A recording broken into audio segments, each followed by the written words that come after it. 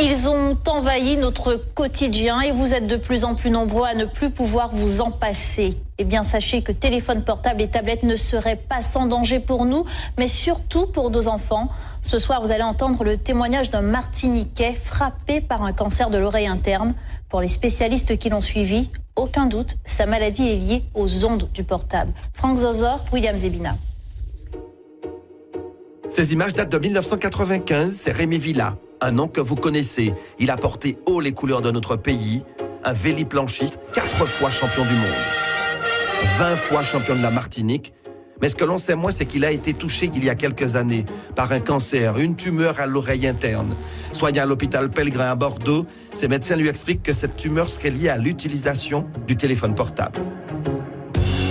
Les médecins m'ont dit clairement, tout ceci est dû au téléphone portable. Notre service pour les tumeurs à l'acoustique a été augmenté par 5, multiplié par 5 depuis l'avènement du portable. J'ai fait tout ce qu'il ne fallait pas faire.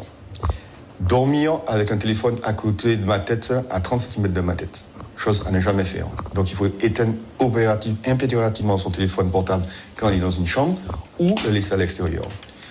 Deuxième chose, je téléphonais tout le temps en voiture parce que j'étais agent de fabrique. Donc le seul moment où je pouvais téléphoner, c'était en voiture. Donc j'avais un kit main libre, certes, mais toutes les ondes étaient dans la voiture.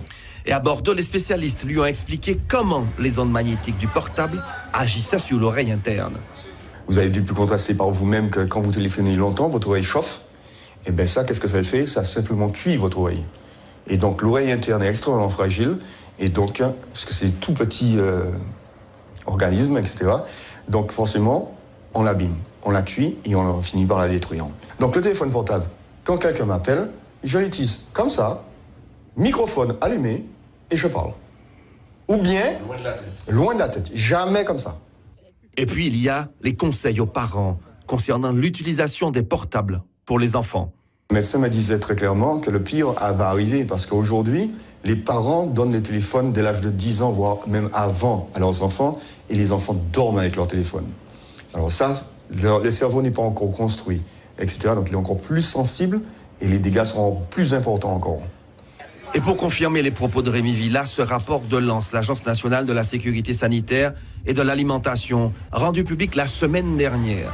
Il recense les sources auxquelles sont exposés les enfants, Wi-Fi, jouets connectés, téléphones portables, tablettes. Mais ce que l'on apprend dans cette étude, c'est que des chercheurs japonais et taïwanais ont trouvé que ces ondes agiraient sur la santé mentale des préadolescents.